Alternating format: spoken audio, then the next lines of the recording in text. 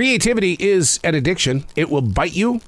It will cuddle up to you. It'll sing you a song, and it will make the worst noise you will ever hear inside your mind, body, and soul. Oh, but you keep going back to it. Unplug, because we will always say yes to creativity. Totally uncut, because we all make mistakes. So turn it into a tool. This is Arroe Unplugged. I honestly can't tell you the answer to the question. And the question is, why do I always go to social media to read what people are posting? And you know, from Paul Stanley of KISS to Mark Maron, it's like I have to go there to get my daily feed of, oh my God, what are you guys doing? How are you dealing with it? And it's like, what it does is it just buries me in a hole even deeper than where I was while the sun was rising this morning. I don't know. I don't know why we seem to be that generation that can't put away social media, or why do we have to start our day by going, well, I wonder what other people are doing today. I don't know. I don't know. I mean, after all, it is Christmas week 2021. And I swear, I'm seeing more homes lit up with lights and festive blow-up figures than I've seen in many, many years. The spirit of the season has changed so much in the everyday world. And I don't know if it's because last year we were in the COVID-19 lockdown. I don't know why this year it just seems to be more colorful. And the thing is, we may be dressing up in Christmas sweaters, but the conversations are less about the holiday when compared to years past. As a child, this was the time of year that was rarely met with joy in my personal life. And I don't want to be a Debbie Downer here, but I just want you to know that it's not always a place of, oh my God, thank you so much. See, the thing is that my father was in the steel business.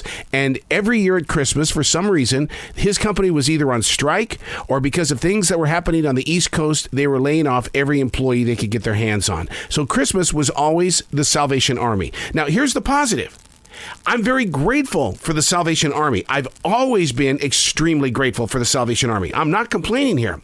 I'm well aware and find faith in how people that I've never met found enough love and joy in their hearts to bring peace to so many families in the 1970s and 80s. The steps that we take should always include people that we don't know, not by way of judgment, but to participate with human growth. Hey, it's Arroe. This is The Daily Mess, a chronological walk through an everyday world. I am a daily writer, and it's about writing what's moving through you right now. Once again, I am very pro Salvation Army, because they were always there every year to bring joy to my family in Billings, Montana. And if I don't document it on paper, then how do you keep the story growing forward about that Christmas isn't always the best and the greatest moments of your life? That really it's a trip and a stumble, and all of a sudden, from out of nowhere, the Salvation Army knocks on your door and they say, "Merry Christmas," and things begin to change throughout the household. You're right about it. Not because of the darkness, but because it's a story that needs to be preserved. This is The Daily Mess. The most difficult thing that I deal with on a daily basis is writing in the morning. It's a struggle with exhaustion. Don't ever talk to me about not being in the mood to bring creativity forward. The endless amount of influence from the universe must be given permission to reach into you and beyond you, which can be the greatest challenge of your moment, because there's hardly, if ever, a reward. It appears out of nowhere. And then it never takes the shape of what your imagination projected onto the walls of your inspiration. We as stick figures are nothing more than an object in a forest, having no idea and being led by misguided trails. And they locate faith in the presence of why we lend our art to people, and why we don't know the people that pick up the art.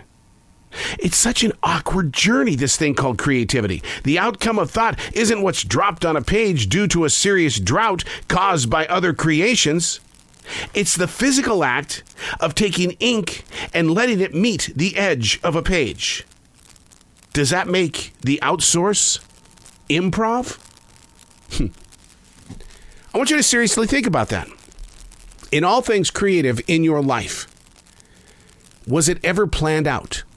Did you go into a project that was seriously 1, 2, 3, 4? Or did it turn out to be 1, 25, 89, 67, 13, 2, 1, 5? Do you know what I mean? That it's improv, that you learn to trust what art is and you allow it to move through you. And then from the opposite end of that, something happens to appear. And it really wasn't even meant for you, but it was given to somebody else. That's the thing about art. And that was one of the things I had to tackle when I was putting paint on a canvas, is that it wasn't for me. It was for somebody who was going to walk by and then they were going to go, wow, I've got to have this in my house. I've got to make this a part of my life. Thank you so much for letting it move through you. I'll bring up a painting. My wife absolutely, without a doubt, did not ever like this painting. And even though I did like it because of the emotion that was behind it, I had it up on my living room wall, and she just made it a point that she never liked the painting. About a couple of years down the road, I bumped into a guy that fell in love with the painting more than me. And of course, at that moment in time, I didn't sell it to him. I just gave it to him because I was well aware of his passion. Whatever he found in that painting, he needed to have it in his life. And he just really, really was touched by it. And he goes, where did the painting come from? And I said, that's for you to decide. Because now the painting is in your hands. Let your interpretation of the story begin the true journey. I'm Arroe, and that's the Daily Mess.